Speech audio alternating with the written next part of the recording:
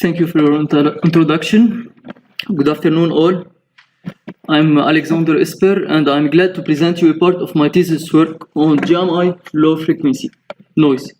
So this work was made at GREC, it's a French laboratory located in Normandy, in collaboration with a Romanian lab located in IAZI.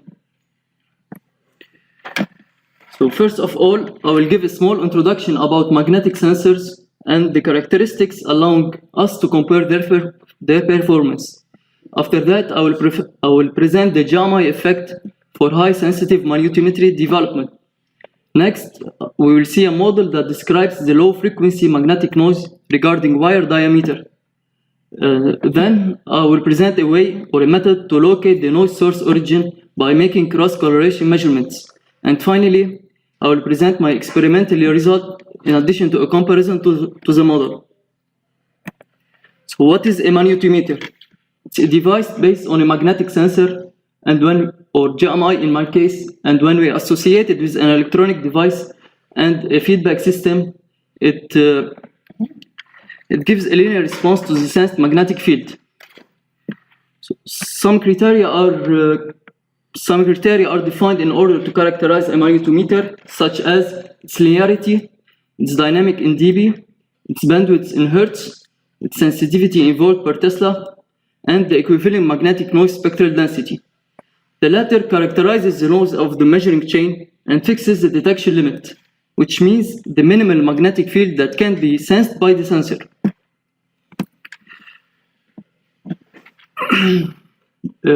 Why the GMI? Well, the high sensitivity of the GMI sensor to the external magnetic field make it a perfect candidate for the development of a magnetic field measuring device.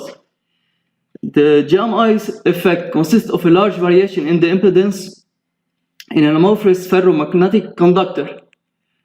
The GMI characteristic is strongly non-linear, as you can see here.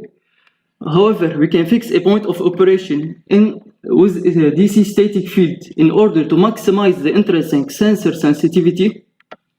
And at this point, we apply a low frequency variation of a small amplitude magnetic signal. The sensitivity in terms of voltage is equal to the intrinsic sensitivity multiplied by the AC current amplitude.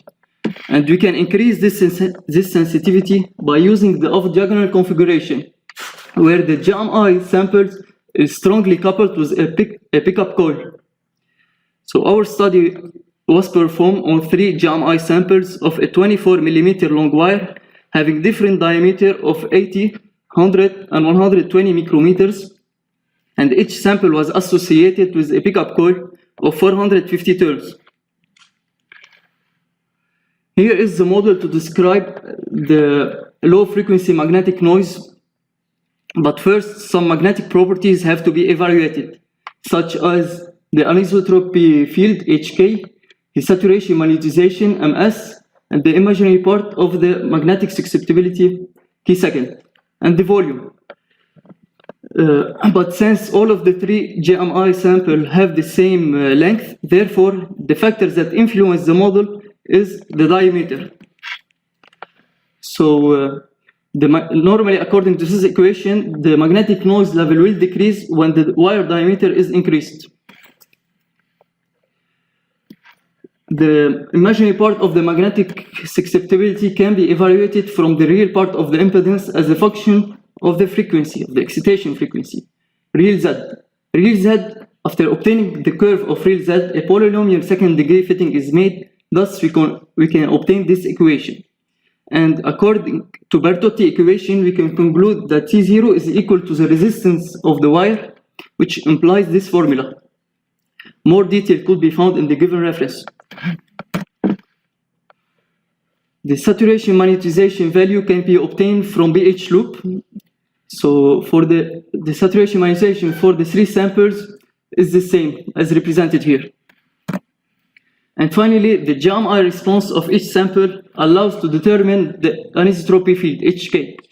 HK corresponds to the maximum value of the real part of the impedance at a null DC current. We can also notice from this figure that the sensitivity decreases while we increase the DC current value.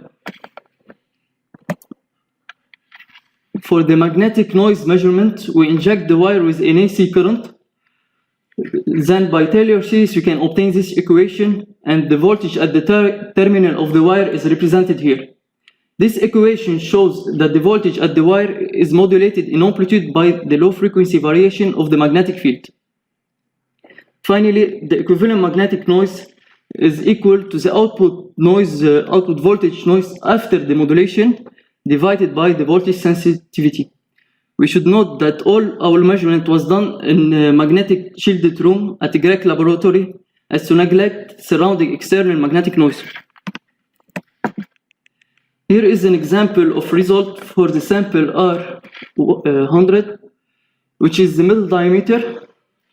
So the solid and dashed line, which correspond respectively to the equivalent magnetic noise level at 1 Hertz and to the voltage sensitivity, are just guide for the eyes. We can notice that the magnetic noise for each DC current decrease with the AC current amplitude until it reaches a minimum value. Then it starts to increase again. And also we have observed that this minimum decrease and shift to the right, that is for higher AC current amplitude when we increase the DC current. Moreover, the sensitivity is decreased with the increased DC current, so we need a higher AC current amplitude in order to enhance the sensitivity. We can notice from this right graph that the white noise decreased with the increased AC current amplitude. For the sample R120, which corresponds to the biggest diameter, noise level of 13.5 at 1 Hertz and 0.65 picotesla per square root of Hertz at white noise region have been reached. We also noticed a 1/f noise at low frequency for all our measurement as expected from the model. The rest of the result for the 3 samples, in addition to a comparison to the model, is given at the end.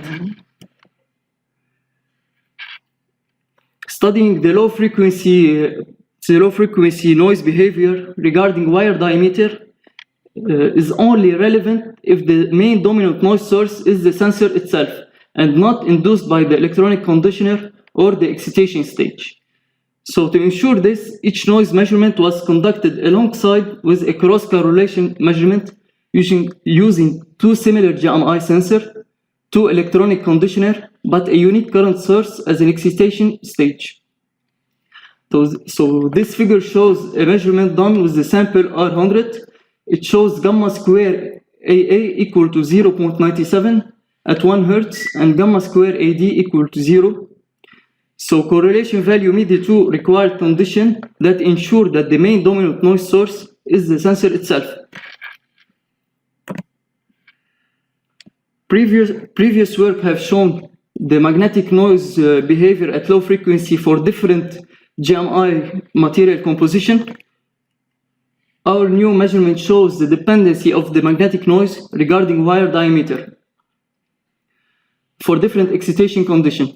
So for the first graph represents the expected magnetic noise value at 1 Hertz computed from the model versus the measured value for the 3 wire diameter. And the black line corresponds a perfect match between the expected and measured value. The second graph summarizes the equivalent magnetic noise at 1 Hertz. The second graph summarizes the lowest equivalent magnetic noise for the 3 wire diameter for the measuring value represented in the empty square and the calculated one from the full square. So this blue guideline represents the expected slope of the magnetic noise variation depending only on the diameter of the wire. So as expected, the theoretical and measured value decreased with the increased wire diameter, except when the static current is equal to 5, for which an opposite phenomenon occurs.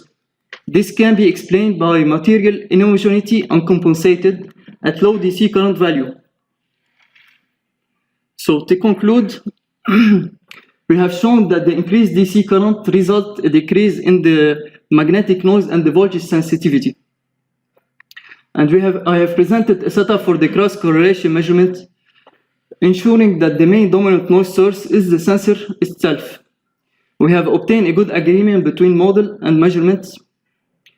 And I have demonstrated that the model is coherent with the wire diameter dependency. So when the wire diameter is increased, the magnetic noise level will be decreased.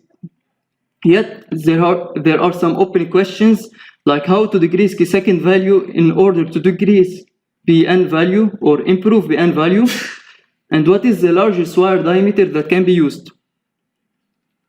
As to illustrate the sensor performance, I would like to add this measurement done with the sample R120, and below it's a measurement done by the Department of the US Geological Survey.